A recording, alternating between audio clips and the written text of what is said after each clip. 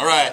Hey guys, welcome to the 2014 Unit 3. All right, these are the new ones, so ideally they're a little bit shorter than the 26-minute ones that we had originally. All right, so the 2014 Lecture 1, Unit 3, Lecture 1. All right, these are notes 1 through 3 for our Unit 3 stuff, okay?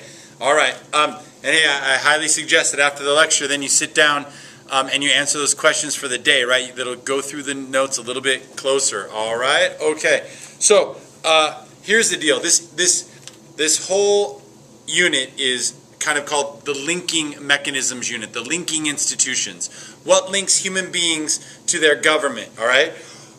And so for us, we have interest groups, we have political parties in the media that act as linking mechanisms. So the big picture here is like, how do these things link the masses to government institutions, the president, the courts, Congress, the bureaucracy, all these other elements within the government, state governments as well. All right? Okay, so let's start. We're going to do a couple days of interest groups, we'll do a couple days of political parties, and we'll do a couple days of the media. All right? So here's the deal. Interest groups. Interest groups are simply a group of people that have a common motivation, a common goal, and they want to influence the government, right? That is an interest group. And so what they want to do is they want to get government to write policy, to actions to fix some problem, whether it's taxes, whether it's the environment, whether it's other social policies, whether it's military policy, whether it's, environmental, energy policy, any kind of thing that you can imagine government works on. All right? What interest groups are trying to do is get people together that have the common interests and want to seek a common outcome. All right? So everybody has an interest group, right? From teachers, right, all the way to lawyers, to doctors, to people that run oil wells, union workers, small businesses. They all know that you're going to try to influence government in some way that will write legislation that you think benefits you and maybe also benefits society as a whole, okay? All right, now, here's one thing we got to remember, that the ability to associate with people is generally considered the right to assemble in the First Amendment. You have the right to assemble with interest groups that reflect your values, all right? Now, here's the deal. If you look at Madison, liberty and order is in constant flux in this class. We want freedom, but at the same time we need order. We can't have chaos, an absolute freedom, but at the same time we don't want a totalitarian regime where we have no freedom. So we're constantly trying to balance your individual freedoms with society's need for some kind of order, all right? And everybody's going to have a different interpretation of the right balance of freedom versus order, right? Based especially on what we looked at in that last unit in ideology. Everyone's got a different view of that, all right? Now, here's the idea. Madison didn't call interest groups or parties interest groups or parties. They called them factions, which were groups of people that are seeking some kind of influence of the government. He called them factions. And his problem with this is that groups could seek their own self-interest and society as a whole would lose out. Like if a group of people, a faction, seeks out some kind of action from government that only benefits them, how does that also benefit the rest of society? So Madison realized that they were inevitable and they were going to happen. And we're going to read the Federalist 10 in class today, all right? And you're going to get more on this with Madison. But his idea is we have to allow them to happen because they're a constitutional right, they're a natural right, that people can organize to influence government to benefit themselves. But he wanted to limit the negative effects. And the negative effects are these ideas that they'll only seek self-interest and then society as a whole may lose because these policies they're seeking are just helping one group, all right, rather than society as a whole. All right? So what he's going to say basically is a Republican system that we studied in Unit 1 is going to limit the negative effects of factions because in a society as big as ours, in a large republic, there'll be so many competing factions that no one faction, no one interest group will win, and thus you will always see a compromise between all of them when government takes an action. All right? And we'll get more into that in class. Now again, think about this idea of pluralism right on page 1. We live in a society of endless amount of different religious beliefs, economic interests, environmental interests, anything you can imagine, right? All right. And so the idea here is interest groups are going to play a role in our society because people will consistently gravitate towards other people with common interests to try to seek government, to influence government to write policy, to write law that benefits them, to make decisions that benefit them. All right? Now, the idea here is interest groups kind of prevent the concentration of power into the hands of a few, that elite theory, right? Because there's so many interest groups in our society competing, all right? But at the same time, you have to think, like, not all interest groups are the same. We have incredibly wealthy interest groups that are small numbers but powerful with money when they seek influence with government. We'll get into the money in this unit too, all right? But then we have groups that are maybe economically poor but large in number, and that's their power. You know, not all interest groups are the same, and as we study these, you'll see that some have more influence than others, and it is going to depend upon the time, all right? Okay, now, if you look at these notes, it's reasons for forming interest groups, all right? And there's a few that I think are more important, all right? We have a diverse, pluralistic society, and there's interest groups that reflect all the diversity. One, right? Government is diffused. There's so much power at the city level, the state level, and the national level that there's an endless place that interest groups can go try to influence to get policy written, and thus they're created because there's so many access points to power. All right, now here's another thing that you're going to see. Parties have become weak compared to what they were earlier in our society. They may seem powerful now, but they've lost some powers that we'll study a little bit later. And because a reaction to the weakness of political parties that people say, well, parties used to get things done that I wanted. If parties aren't doing that, where else will I go? And the answer to that is interest groups. Interest groups are a place where people can go to pool their resources to try to influence government. All right? Now, the other thing is, in the 1970s, we had a bunch of legislative changes, all right, that influenced how people could go try to attempt to address government and get things fixed for them, right, to seek out policy. And those reforms in the 70s, the political finance reforms, the lobbying reforms, caused people to go more to interest groups, all right? And here's the other thing. Interest groups tend to beget interest groups. All that means is if you have an interest group that's advocating for something, somebody believes the opposite of you, and thus they will form an interest group to try to combat your views in government or challenge them, right? Okay. All right, and now here's the other thing. This last, technology. Think about what Twitter, think about what Instagram, think about what Facebook, think about what social media can do for an interest group now. You don't necessarily have to have tons of money to set social media up, to set technology up. Back in the day, you had to have access to, radio programs, to television stations, to newspapers to get your news out there. Now it's very democratized in the sense that the internet allows people in certain interest groups to be powerful if they can get their message out in a cheap way, right? Okay. I mean, think about, you're going to see, you should be looking at all these political ads on YouTube that we're going to start looking at, and you should see them. They're everywhere, right? The internet is incredibly cost-effective and very democratic in the sense that a lot of people have access to it, all right? So, here's the deal. Now, when we get into types of interest groups on page 2, go down and look at these details, all right? Look at some names, understand some names, do a little search on a few, right? But this is what you got to understand. There are interest groups for everything in our society. There's economic interest groups, right? There's non-traditional protest interest groups. There's groups that have one thing in mind. The people for ethical treatment of animals, abortion rights groups that have only one issue at mind, right? There's other ones that go for the public whole, common cause, right? Ralph Nader's public interest research councils and public citizens, where there are groups that say, lots of times maybe environmental ones view themselves as public interest ones because they think that the environment's better than you'll benefit, right? But here's the thing. There are interest groups for everything. You should be familiar with some of these ones, right? But the idea is we're going to have an interest group that represents every facet of American society politically, all right? All right, so, and you'll see that as we study these things. But now the really interesting thing is, how do interest groups influence government, right? Like, that's the interesting thing. And I think a lot of you maybe don't understand that yet because we're really just getting into government, right? But look at this. These tactics of interest groups, we'll kind of quickly go through those, all right?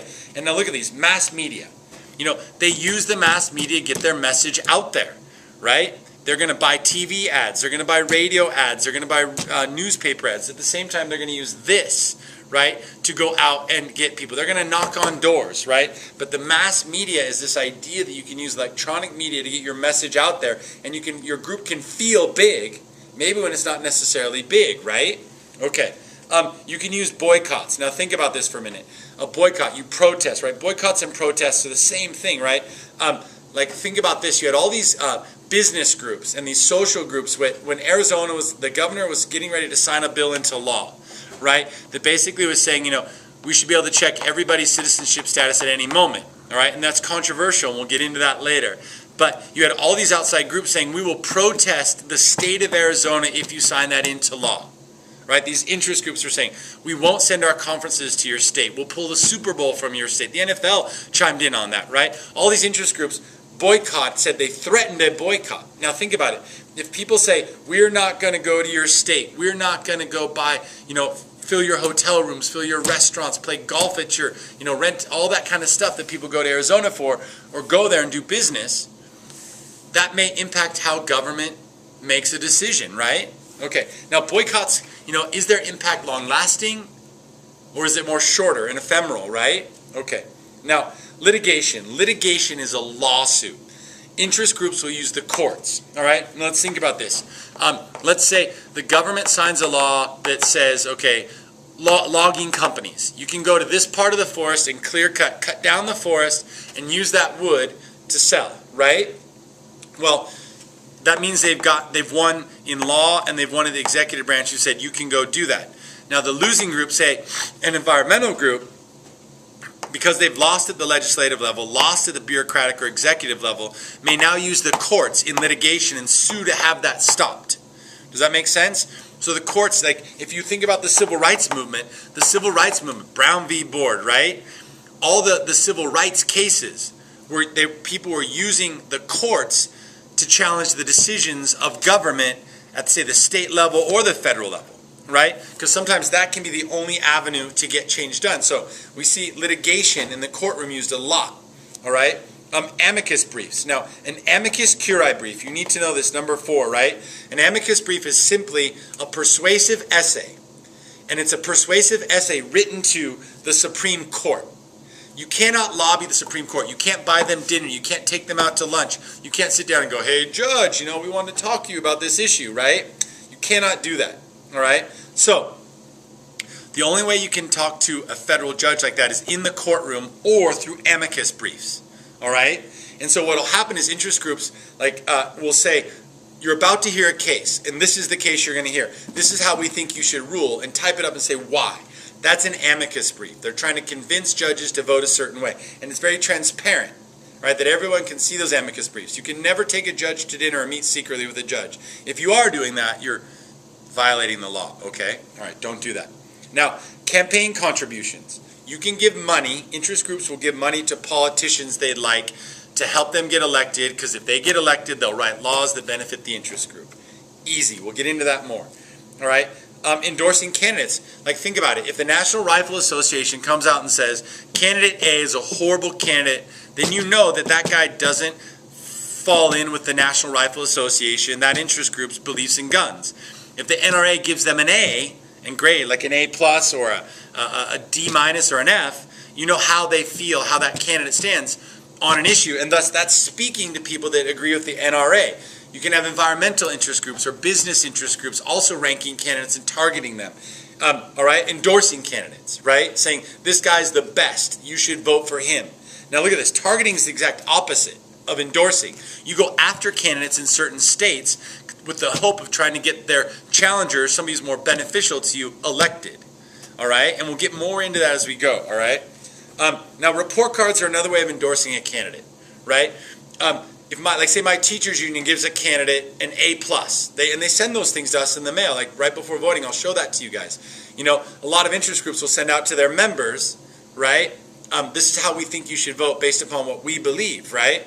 And so the idea is if you give somebody an A, that means they believe in what you believe. If your interest group gives them an F, somewhere there, right? Okay. Now, initiative, referendum, and recall. Only at the state level. This is state and local only, all right? Here's what an initiative is, all right? An initiative is basically how an interest group could get something onto the ballot when we're going to go vote in November, and where you can vote for candidates, you can also vote on initiatives. In Nevada, we call them questions, right? And then in California, they call them propositions. They're both initiatives, all right? These are developed by the progressives. Now, what these do is If government isn't writing laws you like, you can get an initiative onto the ballot, and then that goes out to the electorate, the voters. They can vote on that, and it can become law. It's a way to go around politicians and getting into the vote yourself, and then it becomes law if it passes. And there's some little rules in each state, all right? Now, a recall is when you vote to pull a politician out of office. The most famous one you guys know is Arnold Schwarzenegger became the governor of California through a recall election of Gray Davis, the sitting governor. All right, and again, there's a process, but what it does is it allows the people, the masses or interest groups, to go get a corrupt politician out of office. All right? Okay. And listen, every year I feel like I spend a lot of time teaching initiative and recall, all right? Please spend some time in it now because it'll benefit you for like 2 or 3 units because it comes up again and again and again, all right? And I'll give you examples on this upcoming election about initiatives, all right? Now, lobbying. Here's a quick thing on lobbying. A lobbyist is an individual hired by an interest group to go talk to government elite people, government people, all right? A lobbyist are usually expensive.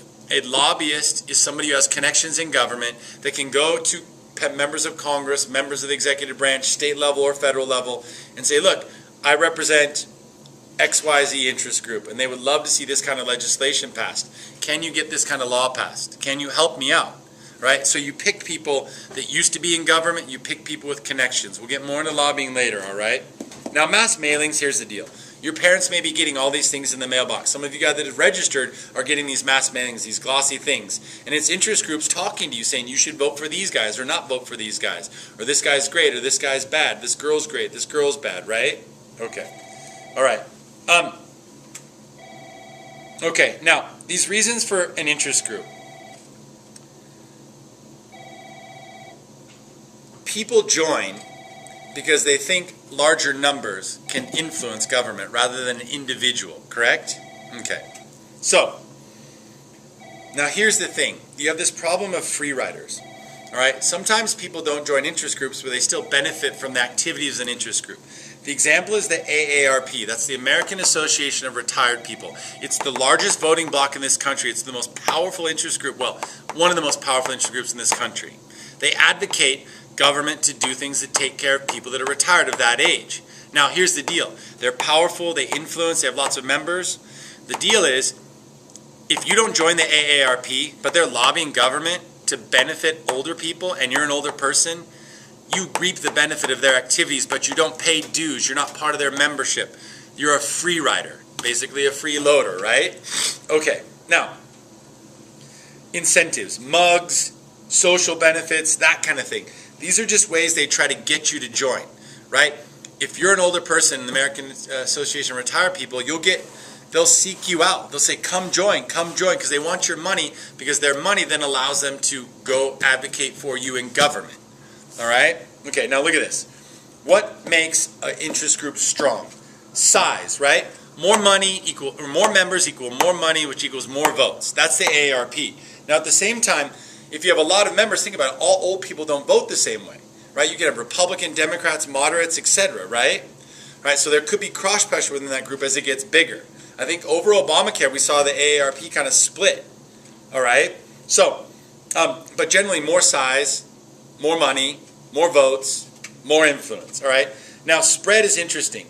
Like, if you're just an interest group in just one state, you're not going to influence many members of Congress, right? But if your interest group has members in the entire country, all 435 districts, all 50 states, all members of Congress may be paying attention to you, all right? Now let's get into leadership really quickly. Like, who your leadership is incredibly important. If you have dynamic leadership in your interest group, if you have an interest group that has a leader that has access, right, that has linkages, that has connections, you may be more powerful, right? Lots of times, former members of Congress will go become leaders of interest groups because they have access to the infrastructure of government, all right? Now look at these last things. Money, expertise, reputation, connections. That should make sense. If you have more money, more expertise, a better reputation, and more connections, your interest group can be incredibly strong, all right? So hey, I think I'm at 20 minutes, so I want to stop. Go do those questions that I typed up for the day, all right? And then come here with some questions. We'll take a quiz. I hope you had a good break. All right, bye.